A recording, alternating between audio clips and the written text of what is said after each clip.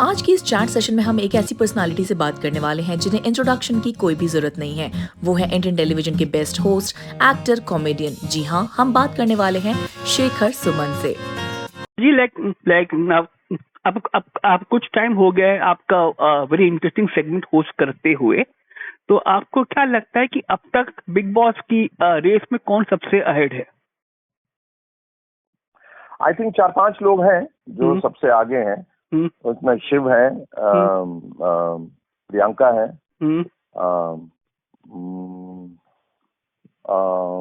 और अब्दू है।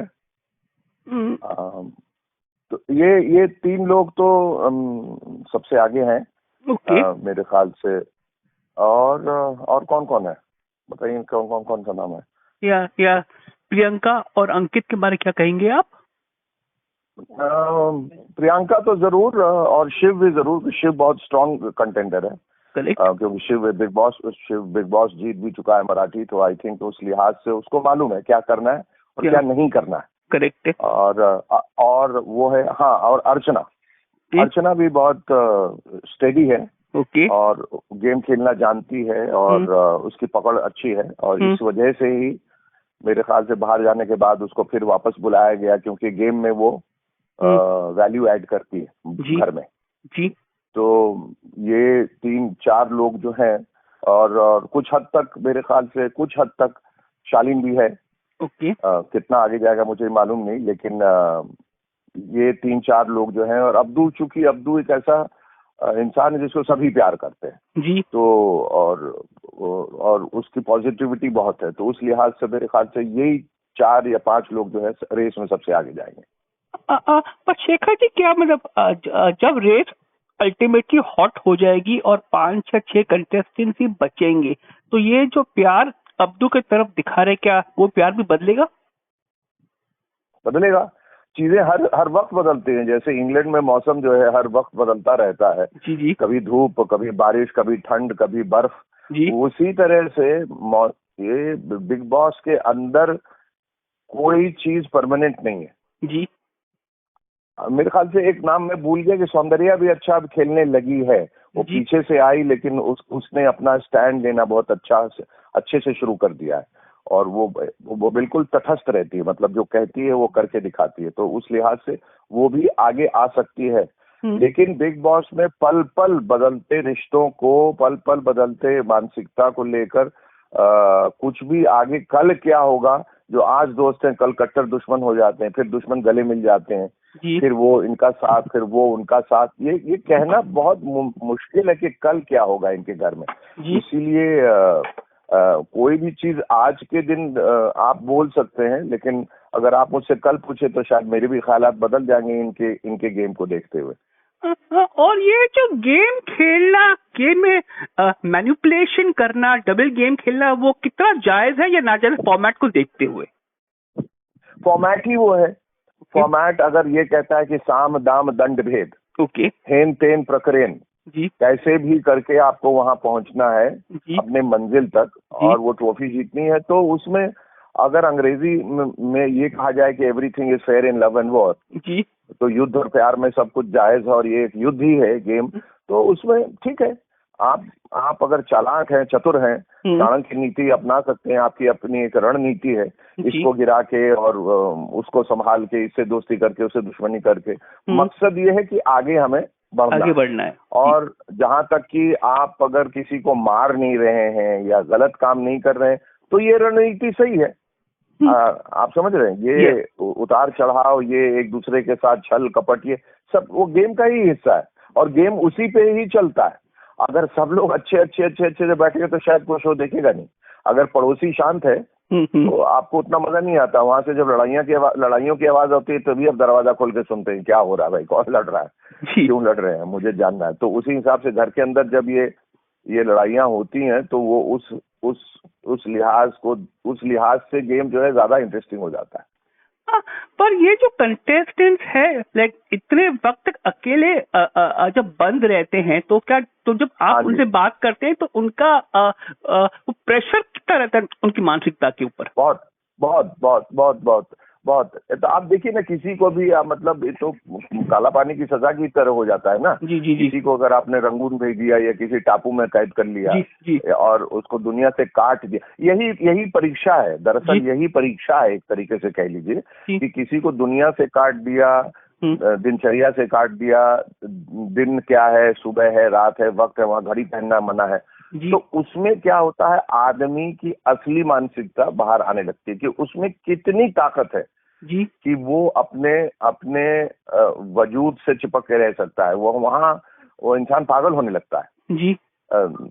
तो लेकिन परीक्षा ही वही है कि आपको हर चीज से काट दिया जाएगा और 3 महीने तक सुबह शाम रात आप एक ही गेम खेल रहे हैं। तो मतलब बहुत बहुत कठिन बात है, आसान बात नहीं है। इसीलिए इन लोगों को किसी को गलत कहना भी गलत होगा। सब सही है अपनी जगह, सब अपनी जगह सही है, क्योंकि हालात ऐसे होते हैं, परिस्थितियां ऐसी होती हैं कि किसी के बारे में कुछ भी कहना, गलत कहना सही नहीं होगा। क्योंकि अगर आप भी जाएं, हम जाएं, आप जाएं, तो हो सकता है कि हालात बदल जाएं वहाँ, है ना। जैसा कि आप क्योंकि हम लोग जो है समाज में एक मुखौटा, बहुत सारे मुखौटे पहन के रहते हैं। जी, है ना। अच्छा बोलना, शालीनता से रहना, सभ्यता के साथ रहना, ये वो दुनिया भर की चीजें, वो सारे नकाब धीरे धीरे गिरने लगते हैं वहाँ, असली चेहरा सामने आ जाता है। हाँ जी, हाँ जी। और जब आप भी अपने वेरी स्वीट स्टाइल में उनको जब मिरर दिखा देते हैं तो वो भी हमें बहुत अच्छा लगता है। हाँ, वो दिखाना बहुत जरूरी है और मैं कोशिश ये करता हूँ कि कहीं अभद्र ना हो। मेरी कोशिश ये है कि कहीं उनका अपमान ना हो, तिरस्कार ना हो। और लेकिन आईना दिखाना जरूरी है कि ये आप कर रहे हैं। और मैं अपने अंदाज और तंजिया अंदाज में एक तंज के साथ बोलना, ये बहुत जरूरी इसलिए हो जाता है कि कई बार जो कर रहा है इंसान, उसको एहसास नहीं होता है कि वो क्या कर रहा है, जब तक कि उसको आईना नहीं दिखाया जाए। तो मेरा काम है, और कठिन काम है मेरा काम, क्योंकि उनको इस तरीके से बोलना कि उनको बात भी समझ में आए और जिनके बारे में कहा जा रहा है उसको भी बुरा ना लगे, उसके चेहरे पर भी एक मुस्कुराहट आ जाए कि नहीं, बात तो आपने सही कही, हाँ हम गलत हैं, हाँ हम चिल्लाते हैं, हाँ हम लड़ते हैं, और हमें ऐसा नहीं करना चाहिए। कल की जो शायरी के सेशन था, उसके लिए आपको कितना प्रेप करना पड़ा होगा? बहुत बहुत बहुत ज्यादा। अच्छा, इसमें चूंकि भागीदारी हम सबकी रहती है, हम बैठते हैं, बहुत दिमाग लगाते हैं क्या कहना है, क्या नहीं कहना है, एक एक शब्द का चुनाव, किसी को बुरा ना लगे, हिंदुस्तान को खराब ना लगे, कहीं कुछ ना लगे। हालांकि ये तय है कि अच्छा वो फॉर्मेट उसकी रोस्टिंग है, तो उनके जितने फैंस होते हैं उनको कभी लगता है सर आपने उनको ये कह दिया, वो कह दिया। हमने कहा हमारा नजरिया जो है वो सबके लिए बराबर है, रोस्टिंग सबके लिए, ऐसा नहीं कि किसी की तारीफ हो रही है, और तारीफ हो रही है तो फिर सबकी हो रही है ना। और वो भी इस तरीके से तारीफ होती है कि आपको पता ही नहीं चलेगा आपकी तारीफ हो रही है, कि हाँ भाई आप गेम में ये अच्छा चल रहा है, वो अच्छा चल रहा है, लेकिन इतना डायरेक्टली नहीं कहा जाता है क्योंकि उसका फॉर्मेट रोस्टिंग है। तो रोस्टिंग जो है जैसे हल्के से सेकते हैं ना, उनको हल्के से सेका जाता है, जैसे डबल रोटी को टोस्टर में डाल के हल्के से सेका जाता है, पर आग में सीधा नहीं चढ़ाया जाता, उनको ग्रिल नहीं किया जाता। मैं वो उसमें बिलीव नहीं करता हूँ।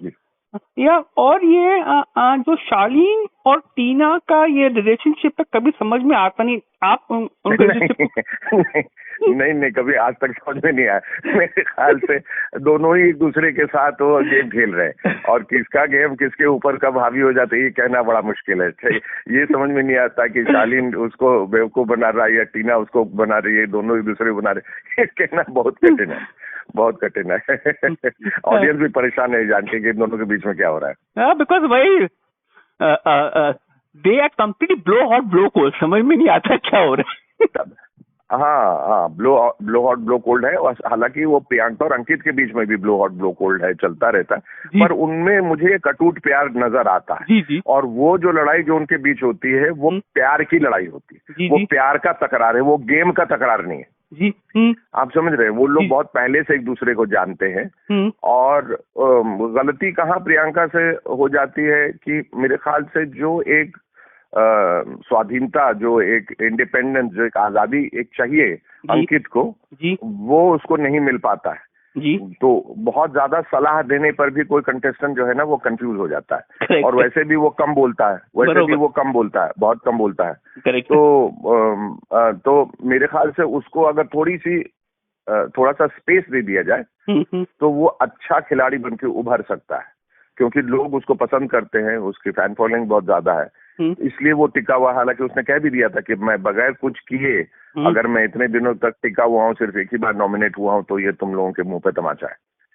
हालांकि सलमान ने इस बात को अच्छे तरीके से नहीं लिया। उसने कहा कि इसमें कोई गर्व की बात नहीं है कि आप कुछ नहीं कर रहे हैं, आपको करना चाहिए, है ना।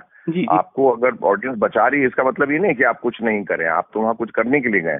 तो इन लोगों का फिर भी रिश्ता, इस रिश्ते में मुझे बहुत सच्चाई और अच्छाई दिखती है, पर बाकी लोगों के जो रिश्ते में ना वो बहुत ज्यादा वो उलट पुलट और गेम, कौन इधर जा रहा है कौन उधर जा रहा है, है ना। अब घर के अंदर भी आप देखेंगे कि मंडली बन गई, एक तरफ 7 लोग हैं, एक तरफ 4 लोग हैं, और अब जाहिर है कि पावर गेम में तो मेजॉरिटी, या राजनीति में भी ऐसा होता है कि जिसके पास मेजॉरिटी है वो अपनी मनमानी तो करेगा। तो लोगों को लगता है कि भाई मनमानी हो रही है और बिग बॉस पक्षपात कर रहे हैं, ऐसा नहीं है। वो इसलिए कि नंबर्स उनके ज्यादा है जी। अब वो गेम है, उन्होंने अपने नंबर बना लिए हैं, तो वो मनमानी करेंगे। आप बना लीजिए, आप मनमानी कर लीजिएगा।